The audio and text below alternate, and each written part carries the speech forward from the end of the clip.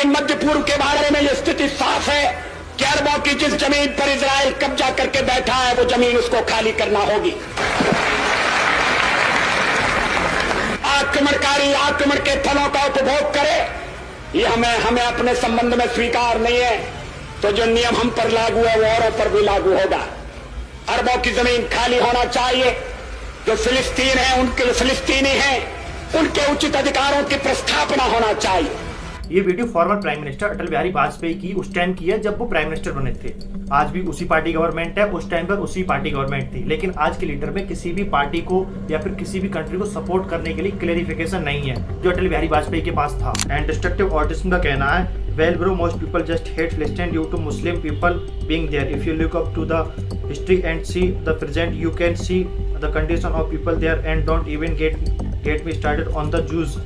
They are demos bro. ये सच है कि मोस्ट इंडियन लोग फिलिस्तीन को इसलिए हेट करते हैं कि वहाँ पर मुस्लिम लोग रहते हैं और वहाँ पर उन्होंने फिलिस्तीन में आकर इजराइल की सच जमीन पर कब्जा कर लिया है, पर ये सच नहीं है। हरे प्रिय जो इस वीडियो कमेंट सेक्शन में लिखती हैं, the people in the comment justifying genocide is point my comprehensions have some humanity left in you guys, it might be helpful in future। मैं तुम्हें थोड़ा हिस्ट्री बताता हूँ। जब 1881 में अलेक्जेंडर सेकंड की रसिया में डेथ हुई थी तो रसिया से कुछ यहूदी लोग आकर पैलेस्टीन में बट गए थे, जो उस टाइम पर पैलेस्टीन नहीं था, ना ही इजराइल था। फिर सेकंड वर्ल्ड वॉर के बाद, सेकंड वर्ल्ड वॉर से पहले जर्मनी के कुछ नाजी लोगों ने लगभग 60 लाख यहूदियों को समूह में मार दिया था एक।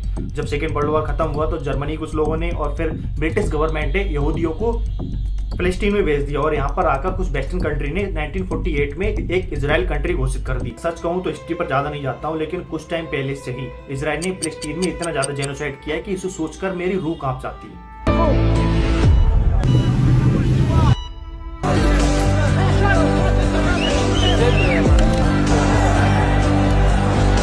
मैं तो ह्यूमैनिटी की तरफ से बस इतना कहना चाहता हूँ, pray for them and support them, और जब टाइम मिले तब एक फिलिस्तीन को एक स्टेटहुड का उसे दर्जा दिया जाए।